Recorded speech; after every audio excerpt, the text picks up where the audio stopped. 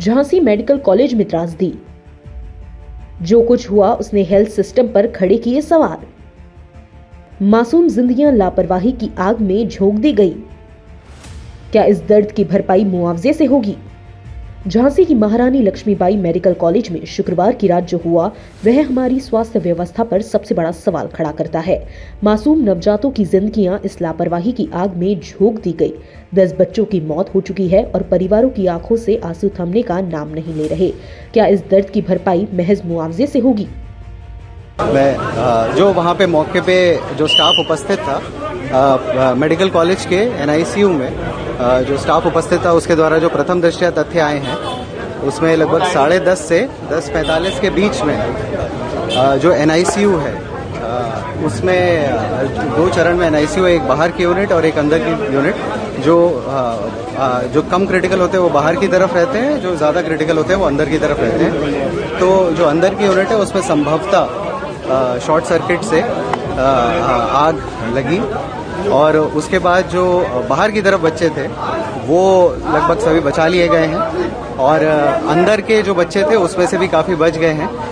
प्रथम दृष्टया अभी 10 बच्चों के मतलब एक्सपायर होने की सूचना प्राप्त हो रही है। जो गंभीर रूप से घायल है उसकी अभी हम लोग टेक केयर कर रहे हैं, कितने हैं उसकी सब सूची बना लगने के प्रथम दृष्टया कारण जो वहाँ पे स्टाफ ऑन ड्यूटी था उसके द्वारा यही बताया गया कि शॉर्ट सर्किट स्पार्क हुई अंदर वाली यूनिट में प्रथम दृष्टया।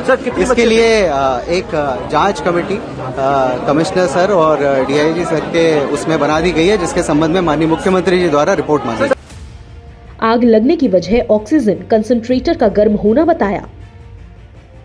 क्या यह है सच में एक दुर्घटना थी या लापरवाही का उदाहरण? शुक्रवार की रात 10:30 बजे अस्पताल के NICU में आग लग गई। शुरुआती जांच में कारण ऑक्सीजन कंसंट्रेटर का गर्म होना बताया गया, पर क्या यह सच में एक दुर्घटना थी या लापरवाह सिस्टम का एक और उदाहरण? NICU में भर्ती 54 नवजात अपनी जिंदगी की लड़ाई लड़ रहे थे। आग की लपटों और धुएं ने उनकी नन्ही सांसों को घेर लिया। अस्पताल स्टाफ ने 20 बच्चों को किसी तरह बचा लिया, लेकिन 10 मासूम जिंदगी मौत के मुंह में समा गई। मेरा बच्चा कौन देगा? आप तो नहीं देते, तेरा जवाब दे रहे। मेरा बच्चा चला मेरा। कहाँ के रहने वाले हो आप? कहाँ के रहने वाले हो? बच्चों को बचाना हुआ मुश्किल। धुएं से सांस लेने में हो रही थी परेशानी। बावजूद इसके 20 बच्चों को बचाया। हम अंदर गए तो बच्चे ऑक्सीजन मास्क से बंधे थे। हमने करीब 20 बच्चों को बचाया, लेकिन धुएं में सांस लेना मुश्किल था। वहां अफरा तफरी मच गई थी। बाहर माताओं का रुदान थमने का नाम नहीं ले रहा। एक मां ने कहा, मुझे मेरा बच्चा वापस चाहिए, कोई मेरी सुन नहीं रहा। कई परिजन अब भी यह नहीं जानते कि उनके बच्चे जिंदा हैं या मर चुके हैं। DM के जवाब पर भी उठ रहे सवाल।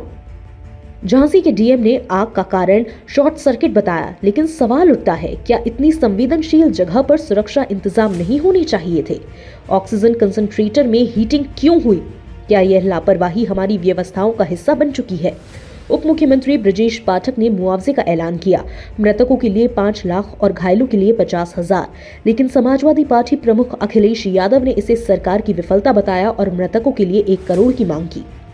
यह कोई पहली बार नहीं है जब अस्पतालों की लापरवाही ने मासूम जिंदगियों को निगल लिया हो। हमारी संवेदनाएं उन परिवारों के साथ है जिन्होंने अपने मासूमों को खोया।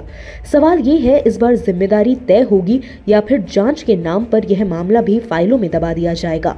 झांसी की यह त्रासदी सिर्फ एक घटना नहीं बल्कि हमारे सिस्टम का आईना है। खासखबर.com के लिए ब्यूरो रिपोर्ट।